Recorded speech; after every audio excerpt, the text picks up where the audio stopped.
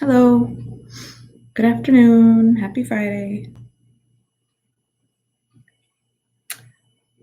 Guess what? So you can see my hair's getting a little fluffy, and I keep talking about I might have to cut it one day. Try and cut it myself since I can't go to the barber shop. My mom's hair was getting long, and I cut it for her yesterday. I trimmed it in the back. It was starting to look kind of like a mullet, which she did not want. So I trimmed it in the back for her. It looked good. She really liked it. So I'm sure it's a lot harder to cut my own hair, but I'll let you. Well, you'll see how it turns out when I have to show my face in a live stream. I don't know. I might give it a try this weekend. We'll see. All right. Today we're going to carry on with Chris Grabenstein's Escape from Mr. Lemoncello's Library.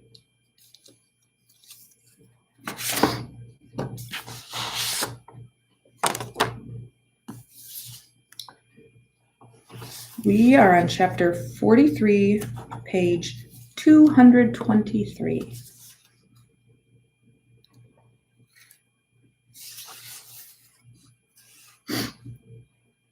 Up bright and early the next morning, Kyle made his way across the rotunda reading room. It was 8:15. The Dewey Decimal doors would open in 1 hour and 45 minutes. The game would be over in less than 4 hours. Kyle was totally pumped. Sierra Russell, on the other hand, was sitting in a comfy chair reading a book. "Hey," said Kyle. "Hi," said Sierra, stifling a yawn. "Did you stay up all night reading?" "No, I went upstairs around 2, but there was a new stack of books on the librarian's desk when I came down." "Oh, really? What'd you find?" "5 copies of this." She showed Kyle her book. It was The 11th Hour, a Curious Mystery. It's a rhyming picture book about Horace the Elephant's 11th birthday party and the search to find out who ran off with all the food. There are hidden messages and cryptic codes all over the pages. Why is it called the 11th hour? The birthday feast was supposed to take place at 11 a.m., but since somebody stole all the food, Kyle left. 11 a.m. What? The 11th hour, the last possible moment. Kyle nudged his head up at the Wonder Dome. "How much do you want to bet that at 11 o'clock on the dot, the clue we need most of all will pop up in the 300 section?" Sierra smiled. "So this new book is a clue about our clue."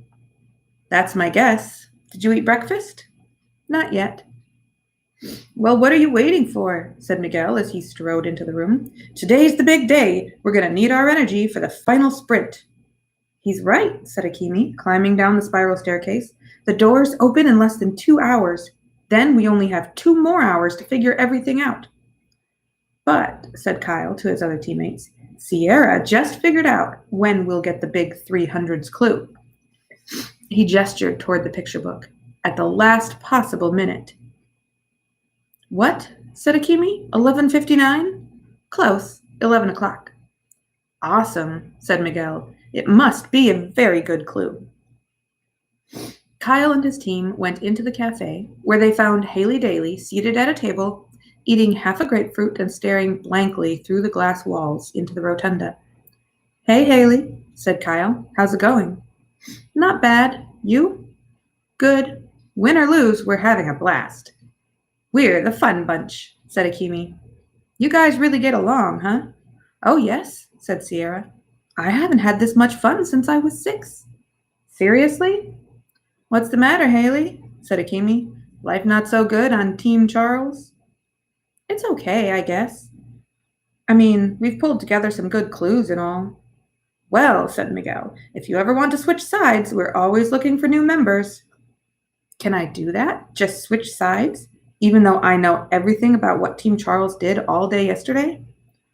"I think so," said Kyle. "I mean, there was nothing in the rules about teams." "Huh," said Haley. "And Andrew's teamed up with you guys too?" "No," said Kyle. Haley nodded toward the wall of windows behind Kyle. "Then why'd he just swipe his library card and go into your meeting room?" Chapter 44. Zipping across the slick marble floor, Kyle and his team, trailed by Haley, practically slid into Community Meeting Room B, where Andrew Peckelman stood with a notepad jotting down everything that was written on the whiteboard walls. "Hey," shouted Akimi, "that's cheating." Andrew spun around. His eyes were the size of tennis balls behind his goggle glasses. He sputtered. "You guys left the door open." "No, we did not," said Kyle extremely calmly, especially considering how much he wanted to throttle Peckelman. "It locks automatically. I checked." "And I double-checked the door before we went to bed," said Miguel. Kyle was surprised to hear it. "You did? You bet, bro. It's what teammates do." They knocked knuckles. "Well, you don't have anything but a stupid list of stupid books and stupid authors and a stupid Bible verse." "A verse which," boomed Mr. Lemoncello, whose face had just appeared on the video screen wall, "you would do well to memorize, Mr. Peckelman. 'Thou shalt not steal.'" Mr. Lemoncello was dressed in a curled white wig and a long black robe. He looked like a judge in England. He slammed down a rubber gavel on his desk. It made a noise like a whoopee cushion. "Will everyone kindly join me in the rotunda reading room at once?" Everybody shuffled out of the meeting room and into the rotunda. They were shocked to see that Mr. Lemoncello himself was seated behind the librarian's desk at the center of the circular room. This was no hologram. This was the real deal. Charles, all smiles, made a grand entrance, slowly descending one of the spiral staircases. "Good morning, everybody," he called out cheerfully. "What's all the excitement? Did I miss something?" "Just your man Andrew trying to cheat," said Miguel. "What? Oh, good morning, Mr. Lemoncello. I didn't expect to find you here inside the library. Isn't today your birthday, sir?" "Yes, Charles, and there's no place I'd rather be on my big day than inside a library surrounded by books. Unless, of course, I could be on a bridge to Terabithia." "Well, sir, I must say, you're certainly looking fit and trim. Have you been working out?" "No, Charles, today I will be working in. I beg your pardon. Today I will be working here inside the library, supervising the final hours of this competition." "Oh, I don't think it will take hours, sir," said Charles. "Not to brag, but I suspect some of us will be going home very soon." "You are correct. For instance, Mr. Peckelman. He will be leaving right now." "What?" whined Peckelman. "Why?" "Because you cheated. You tried to steal the other team's hard-earned information." Peckelman's eyes darted back and forth. "It wasn't my fault. It was Charles's idea." He whipped up his arm and waggled his finger. "Charles told me to do it. He made me do it." "Mr. Peckelman, please approach the bench, which, in this instance, is actually a desk. Let me see the library card you used to gain access to Community Meeting Room B." Somewhat reluctantly, Andrew handed it over. "Is your name Sierra Russell?"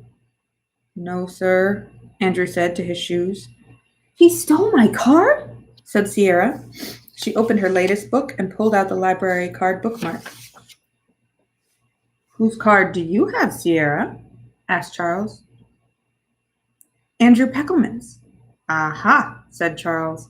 "He pulled the old switcheroo, eh?" "Because you told me to," said Peckelman. "Really?" Charles said, sniggering. "How dare you make such a scandalous accusation? Do you have any proof?" "I don't need any stupid proof. You bullied me into stealing Sierra's card."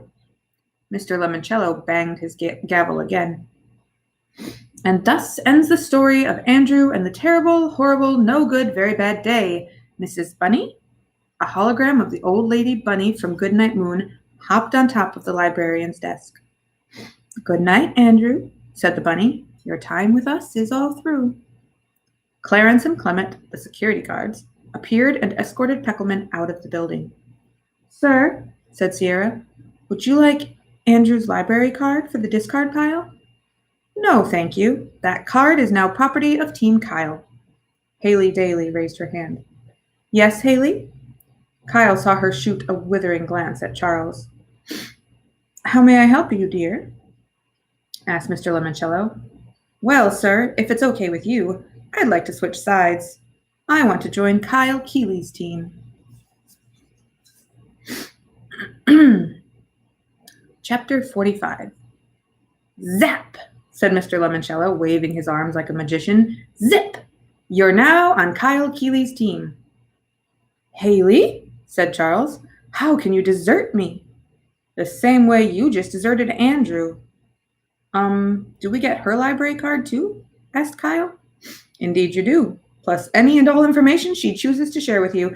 And so, Charles, I ask you, would you like to quit your team and join Kyle's? Excuse me? You know, all for one and one for all? Sir, with all due respect, that may have worked for those three musketeers in a trumped-up work of fiction, but I'm sorry, that is not how things work in the real world. Out here, it's every man for himself. What good is a prize if everyone wins it? I see. But Haley knows all the clues you've collected. True, sir. But I doubt she realizes what any of them mean. Kyle could see Mr. Lemoncello's nose twitch when Charles said that, and it wasn't a happy bunny kind of twitch either. It was a joke, sir. Charles must have seen the nose twitch too. Oh, I see. Like the one about the boy named Charles. Hilarious. Remind me to tell it to you sometime. Anyway, be that as it may, I insist that you be given a few extra clues to compensate for the fact that all your teammates are either being kicked out of the game or abandoning your ship. Mr. Lemoncello reached under the desk and pulled out a white envelope.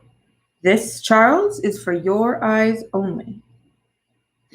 Charles stepped forward and took the envelope. Thank you, sir. That is very generous.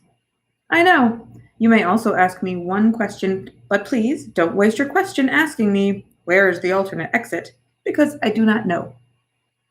You don't know? Said Kyle, before Charles could. Haven't a clue. This entire game was designed by my head librarian, Dr. Yanina Zinchenko, as my birthday present.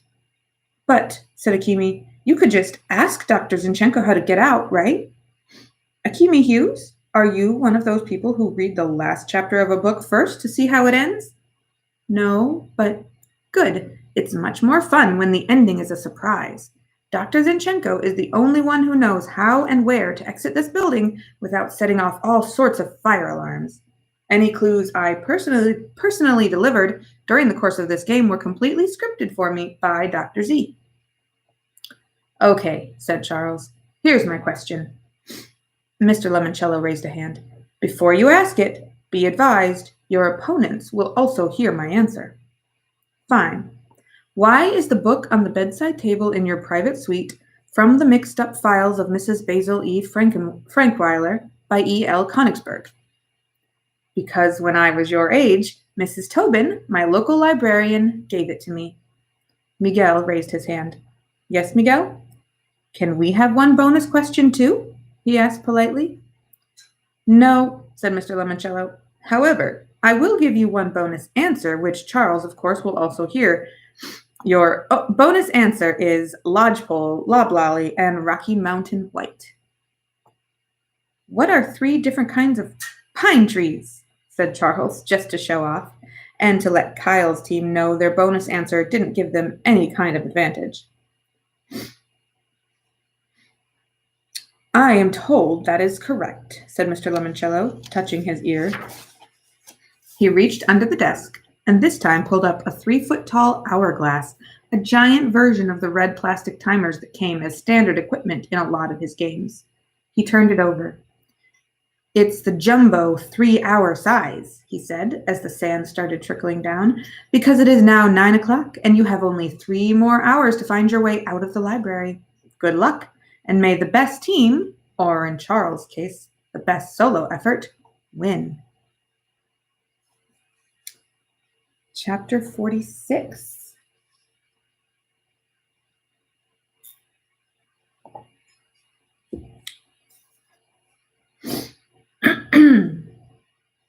Let's see what kind of real bonus clues Mr. Lemoncello is serving up today, Charles said to his empty conference room. He really didn't mind flying solo. It meant he wouldn't have to share his prize when he won it. Winner won all. Losers lost all. That was just the way the world rolled, and Charles knew he would win. After all, he was a Chiltington. They never lost. Even if he had wasted his question about the mixed-up files book. Turned out that Mr. Lemoncello was just a sentimental sap like Kyle Keeley. The book was there because he loved his beloved librarian gave it to the old fool when he was the same age as all the library lock-in contestants. Boo-hoo, big whoop. And what was all that nonsense about pine trees? Preposterous. Unclasping the sealed envelope, Charles found 2 silhouette cards. Each of them was numbered, in case Charles couldn't figure out which books they would have been hidden in.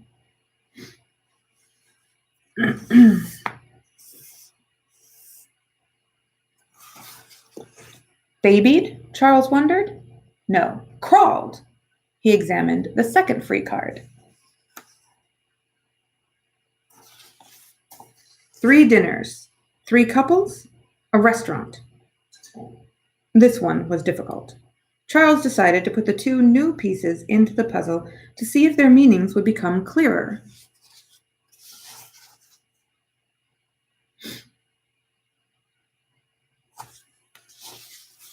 Charles was missing only one clue, but he had everything else. You can walk out the way blank crawled in past restaurant. No, that didn't make any sense. In fact, all he was really certain about were the first 2 lines. You can walk out the way. The way what? Past the restaurant? The Book Nook Cafe? And what about the image of the football player? It came from the Johnny Unitas book. Maybe Johnny Unitas, who had played football back when Mr. Lemoncello was Charles's age, had owned a restaurant? Perhaps a popular national chain?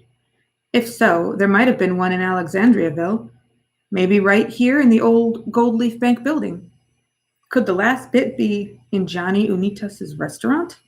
And what if Andrew Peckelman had been right all along, and it was the 19 that was the clue from the football player card? What would make the final line in 19, what? Diners? Couples? No. Anniversaries. The 3 couples in the bonus clue were obviously celebrating their anniversaries. 19 anniversaries? Was today the 19th anniversary of some major event in Alexandriaville? Charles shook his head. He knew the phrase would make sense only after he had completed the 3rd line, the only one that still had a blank in it. Blank crawled in. What if the missing image is an eyeball? Then the 3rd line could be, I crawled in. Hang on, Charles thought. The one book in the staff picks display case nobody had found yet was True Crime Ohio, the Buckeye State's Most Notorious Brigands, Burglars, and Bandits by Claire Taylor Winters. The last image was going to be a criminal of some sort. That one single missing book might tell Charles who had crawled into the bank and, more importantly, where they had crawled in. Was this the 19th anniversary of a famous bank robbery? Charles realized he needed help. It was time to use his Ask an Expert. That made him laugh, because Charles knew the top library expert in all of America, maybe the world, someone much more important than Dr. Yanina Zinchenko. Kyle Keeley and the rest of that bunch didn't stand a chance.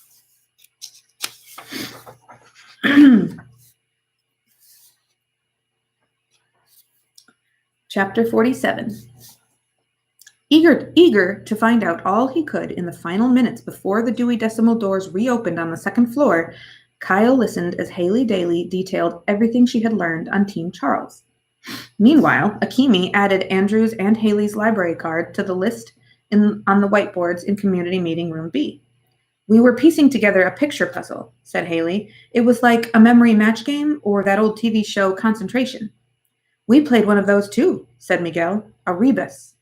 Right. So far, I'm pretty sure it says something like, you walk out the way bandits crawled in. Thou shalt not steal, said Kyle, tapping the Bible verse they had found in the 200s room. That points to bandits too. And the blackbird, said Sierra. It wailed like a police siren. Chasing bandits. Hang on, said Miguel. What about Willy Wonka? Were there criminals in the chocolate factory? No, said Sierra. And what about all this? said Akimi, pointing at the list of library cards. I added the new cards, but it still doesn't make much sense. I'm not going to read the whole list of cards again. I'll just read the new ones they added. Number 3, Andrew Peckelman, 6 Days of the Condor by James Grady, and 8 Cousins by Louisa May Alcott.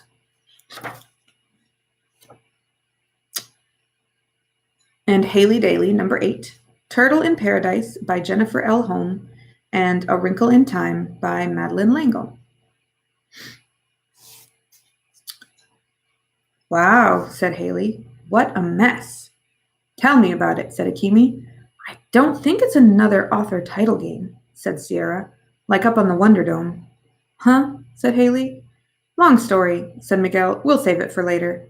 What we need, said Kyle, is some kind of clue to show us how to unscramble this list. Remember what Dr. Zinchenko said when the game started? Your library cards are the keys to everything you will need. This clue is the big one, guys. We need to crack it. That's when Mr. Lemoncello popped his head in the door. Hello, I hope I'm not interrupting. We have 20 minutes till the doors open upstairs. Anybody up for an extreme challenge? I want to show you how this is how the books are listed with the number and the kid's name and then the 2 titles.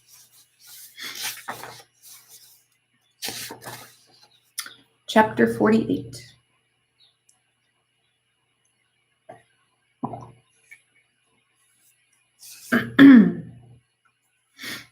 In case you forgot, said Mr. Lemoncello, extreme challenges are extremely challenging and sometimes extremely dangerous. Is Charles doing one? Said Akimi. He might. I'm going to ask him if he'd like to next. Mr. Lemoncello had changed out of his judge's costume into some kind of cat burglar outfit. Black pants, ribbed black turtleneck, and sporty black beret.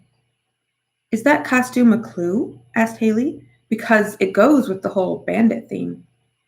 Don't know, but Dr. Zinchenko told me to wear it for the big finale.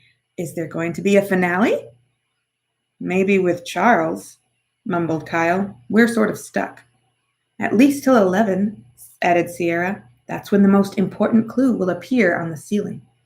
Really? Said Mr. Lemoncello. That Dr. Zinchenko. The woman knows how to build suspense. So let's do the extreme challenge, said Haley. What do we have to lose? The whole game, said Akimi. Not for all of us, said Kyle. I'll do the challenge. After all, I'm the team captain. You are? Said Haley. We had an election, said Akimi, yesterday. Oh, cool. But Kyle, said Miguel, if you blow the extreme challenge, you lose, bro. Not if my team wins. No, said Mr. Lemoncello. If you lose, Kyle, you lose. You will not be allowed to share in the big prize. Fine. I'm going with you, said Haley. No, you're not, said Mr. Lemoncello. I have to. Look, we both know I'd be a fabulous spokesmodel for your games and stuff, but I can't just glom on to everything Kyle and his team have already dug up. I have to earn my place on this team. Sorry, Haley. Extreme challenges are, and always will be, solo efforts. But, Mr. Lemoncello held up his hand. No buts. Kyle must face this challenge alone. However, yes? The rest of you can watch his progress on the video screens and cheer him on over the intercom system. You are a cheerleader, aren't you, Haley? Yep, said Kyle, but she's never cheered for me. Well, I will this time. I promise. Excellent, said Mr. Lemoncello. By the way, Kyle, there is no backing out once you commit to the challenge. Fine, said Kyle. Let's do it. Okay, Kyle, go! Shouted Haley. Akimi flinched. A warning next time, please? Sorry. Mr. Lemoncello touched his ear again. Here is your extreme challenge. Dr. Zinchenko tells me the answer you seek. He paused to listen. The key to this code is a memory box that holds the mother lode. What? Mr. Lemoncello shrugged. Sorry, I don't write 'em. I only recite 'em. Wait, there's more. Forget the Industrial Revolution. My first idea is your certain solution. The room was silent. Mr. Lemoncello touched his ear once more and continued, and now it's time for the addendum. Huh? a last-minute addition. The box had been here, but now it is there. Poor Kyle, your fate is up in the air. Mr. Lemoncello stood there grinning for several seconds. Is that it? Said Kyle. Yes. Find what you're looking for before the second floor doors open, and it's yours.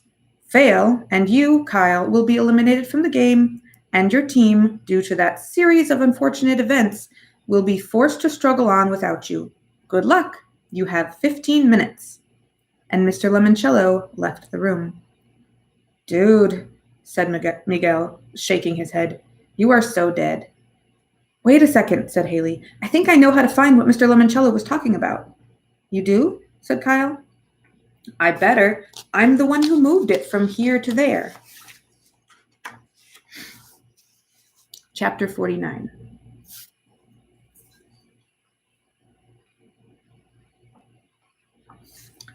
Now then, Charles, said Mr. Lemoncello, would you like to utilize any of your remaining lifelines, perhaps an extreme challenge, and ask an expert? Yes, sir, said Charles, and may I just say, it's kind of you to come in here and ask me that question. Well, it's cloudy with a chance of meatballs, and I had nothing better to do. Pardon? Nothing, just a brief flight of fancy, my mind sailing off past the phantom toll booth. So, which lifeline would you like to use? My ask an expert, sir. Fine. See Mrs. Tobin at the main desk. I must go to my office to monitor Kyle's extreme challenge. What's he doing? Trying to beat you. Toodles. Mr. Lemoncello raised his beret by its stem, turned on his heel, and headed for one of the bookcases on the far side of the rotunda. Charles watched him tilt back the head on a bust and press a red button in the middle of what would have been the man's neck. A door-sized section of the bookcase swung open. Mr. Lemoncello stepped into the darkness. The bookcase swung shut. Charles hurried to the librarian's desk at the center of the rotunda reading room. Mrs. Tobin? He clapped his hands. Mrs. Tobin! Chop, chop, I'm in a bit of a rush. The doors upstairs will be open in 13 minutes. Mrs. Tobin! The holographic librarian finally appeared. Good morning, Charles. How may I help you? I need to use my Ask an Expert.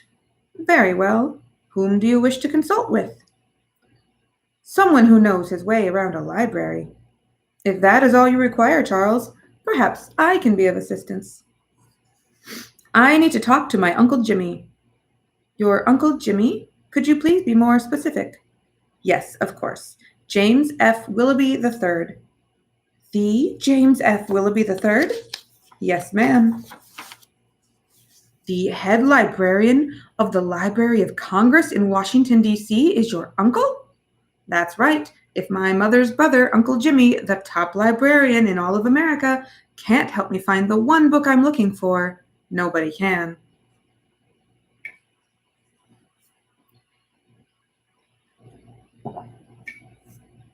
All right, I think this is going to be the last chapter, chapter 50, for today. We'll finish up tomorrow. Today's Friday. We'll finish up on Monday. The memory box is down in the stacks, Haley told Kyle. So he raced down to the basement. The very long, very wide cellar was just as he remembered it, filled with tidy rows of floor-to-ceiling shelving units. Kyle looked up at the closest security camera. Where to next? I hid it way over on the far side, said Haley through the ceiling speakers, on a shelf near that horrible book sorting machine. Kyle hurried up the center aisle.